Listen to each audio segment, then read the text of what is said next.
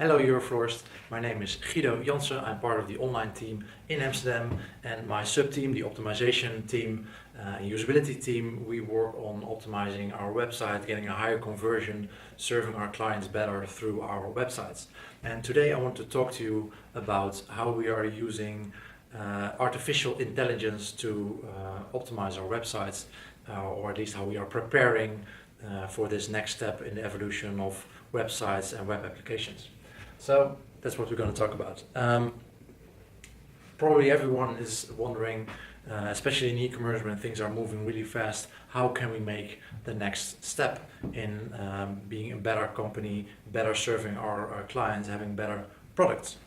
So specifically for the online team, how can we maximize the output we have as a small team with the limited resources and financial support for tools and testing that we have. You might be familiar with this loop. It's quite simple. It's a loop. It's a continuous process. It goes from acting, deciding, orienting, and observing what's happening to our customers on our websites, and how we learn from that, and how we apply improvements and learn from those again and over again. And that's what we are going through continuously. But conversion optimization, I think it's quite hard. It's my specialty for a couple of years now, and that's why we started at Euroflorist doing this 2 years ago. But it's quite tough.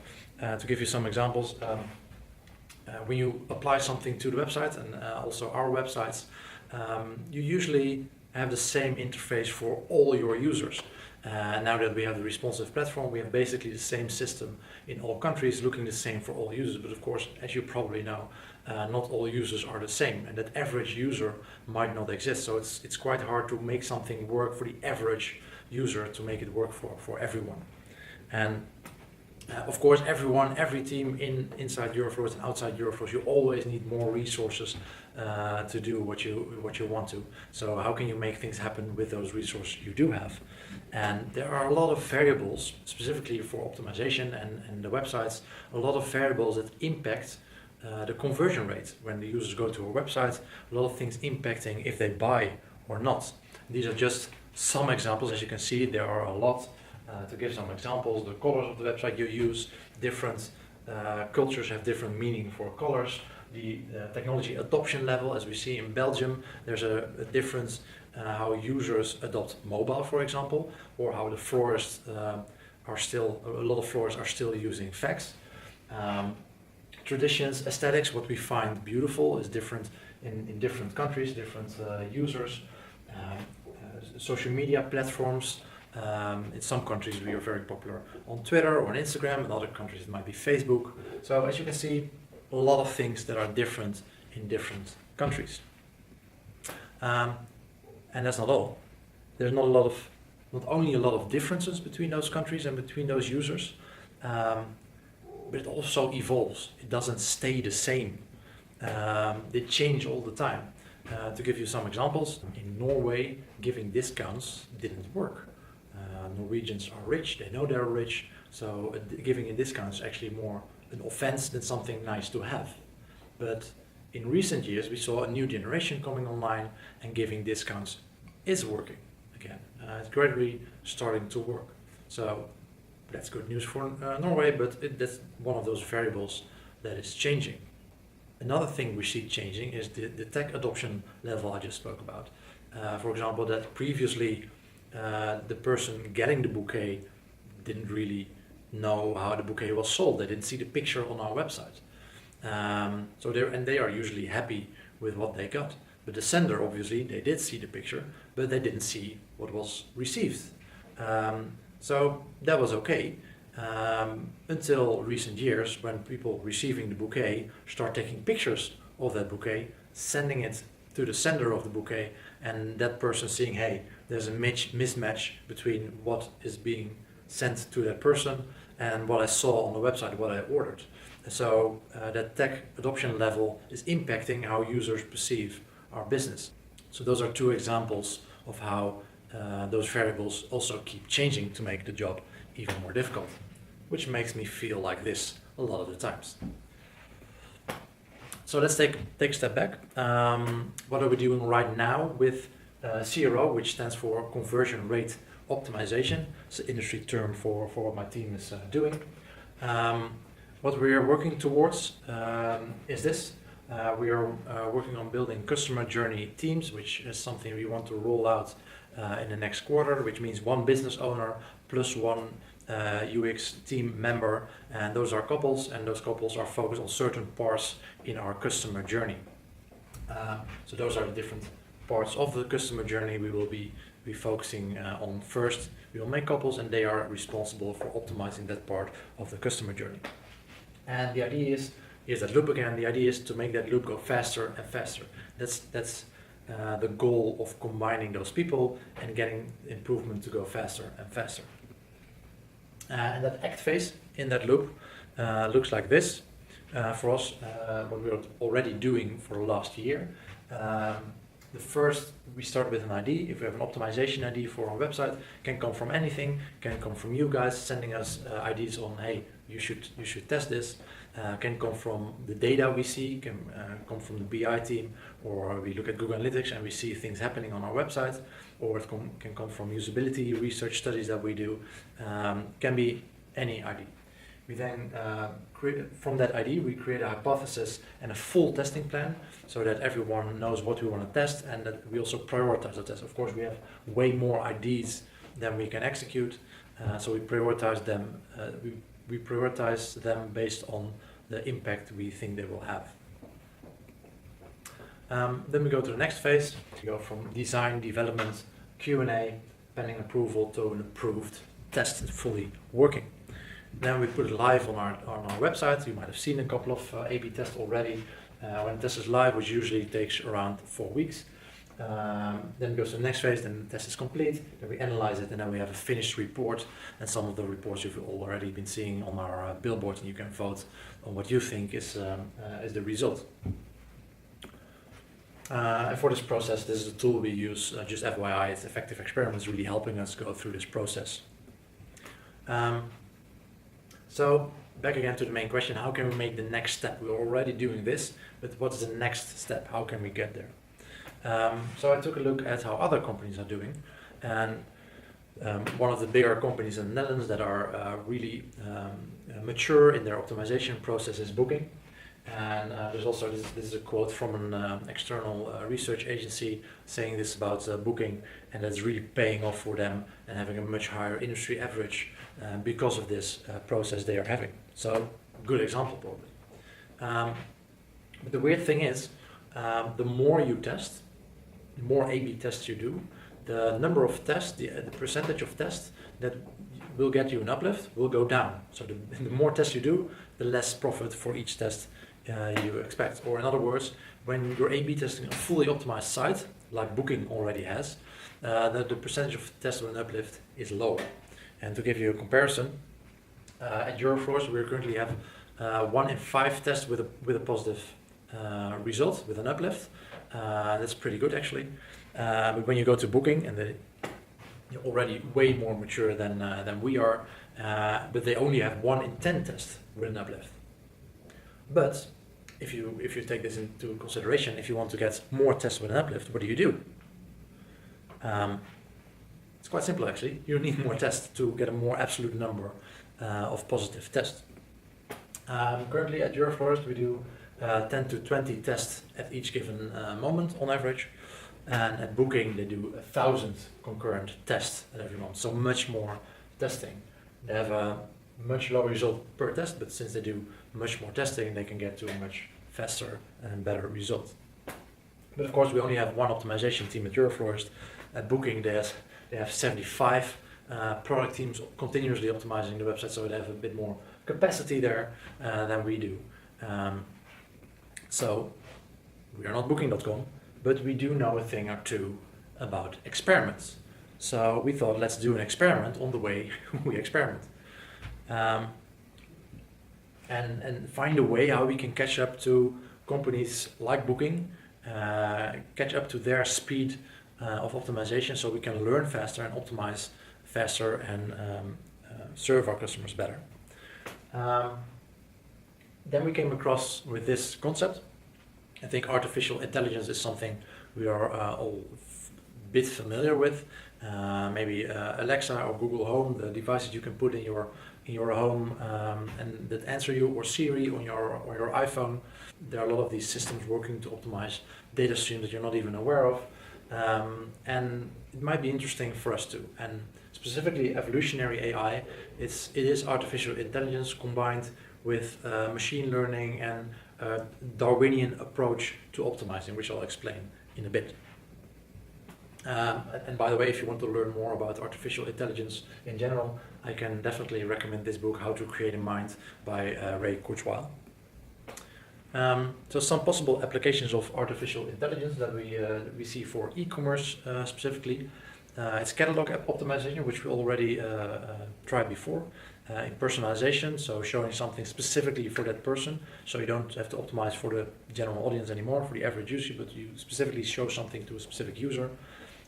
Real-time bidding advertising is something you can use AI in. Chatbots, like answering not manually but through a bot.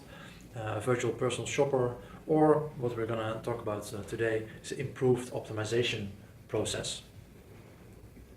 Like I said, we already tried AI catalog optimization through rich relevance.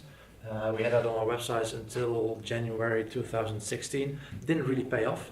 Had a couple of downsides. It was a black box, so we didn't really know what was happening. It was optimizing, but we didn't learn from that. There was also no perceived control for the e-commerce managers. There was no real proven uplift in conversion rates, so that didn't really help. And it was hard for the consumers if you're buying for someone else every time. You can imagine if you're buying for Mother's Day today, and the next week you're trying to find a gift for your girlfriend. It's a different setting, so it's really hard for such a system to recognize that and to optimize for that. Those systems are usually used for tech websites that have a lot of specs, like buying a big TV. And if you know that someone has Samsung or an iPhone or whatever, then you can optimize those catalogs for that. But it's harder to do for emotional gifts like flowers. So how could AI help with this process? Well, what we're hoping for is that it increase conversion, speed up that optimization cycle, give us better insights, and help us to do more tests with the same capacity that we have. So then we came across Sentient, which is a company based in the States, and they do artificial intelligence optimization. And the specific tool they are using is called Sentient Ascent. It's just the tool that we are using. It's a software tool that we are using. It's a SaaS tool. We can log into there. It's installed on our website, so we can test with it.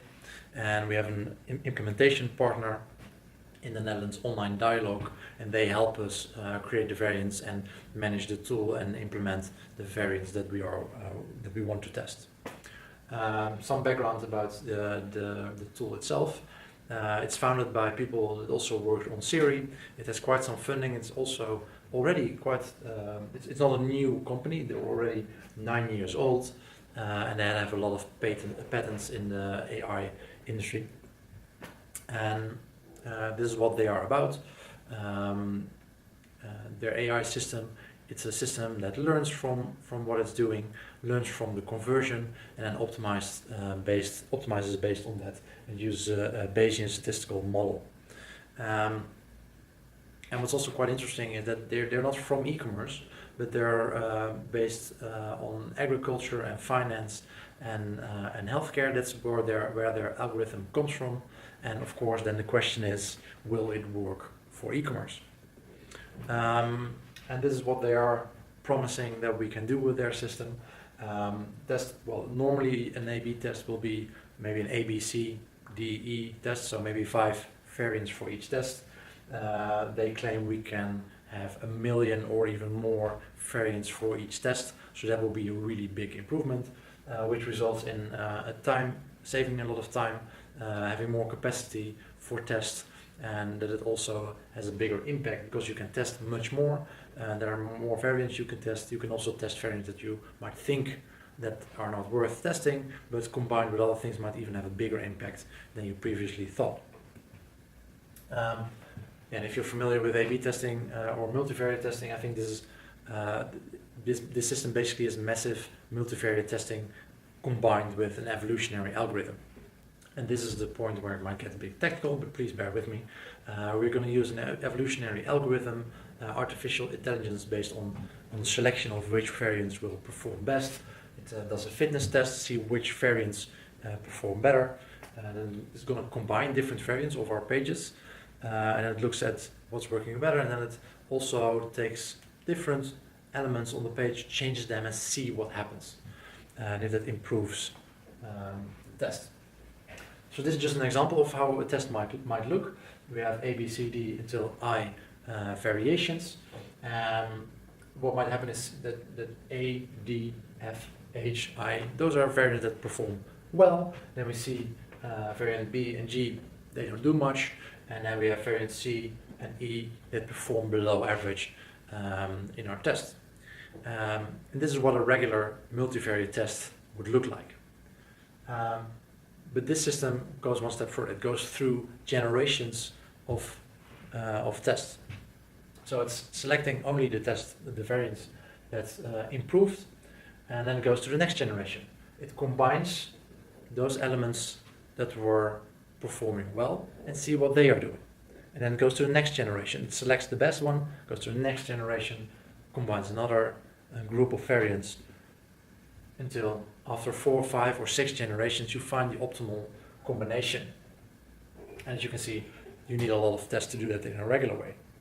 And what this is basically doing is shuffling around the page based on the IDs we had previously from usability studies. So it's not like we are randomly changing things on the page just to see what happens. No, this is based on the usability studies we see, and based on the data we already have, and based on that we come up with different variations and try them on our website. For this current test, we only do this at one page, the product detail page, but in the future we can test this on multiple pages. So we can test complete funnels with this from a homepage, product detail page, and a cart. These are some current brands experimenting with this currently, and of course we are very happy to be included in this test to see how it can improve our conversion rates. So about the current status of this test, we are now testing this in 3 countries, the Netherlands, Norway, and Sweden. We select these countries because there's quite some range in conversion rate there and the population of the countries. It will be quite interesting to see, especially in the countries where we have a low number of conversion, a low number of visitors, if the system is also then capable of optimizing even without having the big numbers we see in, for example, Sweden. That's why we picked this range of countries. On 19th of January, we had a workshop with online dialogue, figuring out, like I said, based on data we have from user research and Google Analytics, what we should do, what we should test. We based it on research because we strongly believe that if we just would randomly change things, that it wouldn't improve that much. Still needs to be based on something. We picked 8 elements on the product detail page. We picked these elements.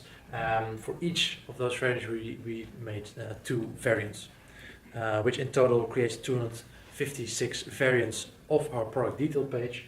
And this is a page, this is our regular page, how it looks right now. And this is a page where you see all the different variants active. You see a switch in the location of the main image. The USP bar is switched to above the USP. USPs itself also changed. We have a progress bar here, so there are many different things on this page. First, baseline. Baseline means that we need to set, the system needs to measure what's the default. That baseline was active at the end of February, and we went live with a full test in those countries on March 20th, which is still running right now. Current status is that already in the Netherlands, we are still in the first generation. Like I said, the test goes through multiple variation. It's still in the first generation for the Netherlands, but as you can see, it's already providing quite some lift, 3.3% point in the Netherlands, and 17.2% lift in conversions, actual purchases on our website. In Sweden, it's in the second generation right now, 2.9% point uplift in conversion rate, and in Norway it's in the second generation, and it has a 4.7% point uplift in conversion rates. So that's quite positive. We're increasing our conversion rates a lot and earning money as we do this test right now. Some final thoughts about this process. Regular A/B testing, it has obviously that's what we're doing right now already for the last 1.5, 2 years. You have a bit more control. You have stricter testing of the hypothesis that we have, but like I said, it's slow, or at least slower. We want to learn faster. You can test less variants with this method. You still need quite some traffic to test this, which we don't have in all countries. Testing with AI, on the other hand, much faster testing. Like I said, a regular A/B test is 2, 3, maybe 4 variants. Right now we're already testing 256 variants, and we can test much more with this system. It requires less traffic because of their generation system and the evolutionary aspect of the AI, which results in much higher profit for us. The downsides are, what we see right now, it's still quite extensive setup process. Like I said, the baseline went live 1 month before the test actually went live. We did a workshop, and that process of creating those tests took quite some time. Of course, it's just a beta, and we're still getting used to it, so obviously it takes a bit more time than it would normally do. But creating this test compared to the A/B test we are doing right now, I expect it to still take a bit more time, but per variant much faster. The black box, we still don't know quite sure if we're gonna learn a lot from it. Of course, we want to learn. We want to learn from our customers. We don't only want to see our profit grow, which is obviously really nice, but we also want to know why it is growing, why a specific variant is working better, so we can improve even further. And the downside is that we don't know the generations, how fast they follow up. So we are in generation 1 for 1 month for the Netherlands. In Sweden it went much faster, so we don't really have a grasp right now how fast that is going. And last one is garbage in, garbage out. It's not necessarily a downside, but it's something to take into consideration. We do need to still have that research done. We still need to look at Google Analytics and do usability research to find out where the bottlenecks are for our customers and to use as input for the variants. And we also don't want to get to a point where we just are being led by what the system is saying, not thinking about it. We don't want to get to this situation where we just say, okay, we did this because the computer said it, we should do this. I think that's a situation we want to end up with. We want to grow our conversion, but we also want to learn from our customers. So will they deliver on their promise? I hope so. The first signs are looking quite good, so it's quite promising. We will be presenting these results. These are some events I'm going to present these results in the next month. But of course, I will also keep you guys informed through the billboard and inform you about the results from this test when we have the first results coming in. Another question I get when presenting about this artificial intelligence: will this make the conversion team, the UX team, obsolete? I don't think so. It still requires a lot of work to get the test running, and you still need to have those insights, to do that research upfront, to create the good variants, to have the right input, and to interpret those results. And another answer to this question can be, we're still hiring. We're hiring a lot of people for the optimization team, but obviously also in the rest of online. So if you like to share these on LinkedIn or Twitter or through your friends, please go to our website, look at the job openings, and share them through your network. That will be of great help. Thank you very much. If you have any questions, you can reach out to me, let me know, or probably below in the comments of the billboard you can ask your questions and we'll answer them there. Thanks.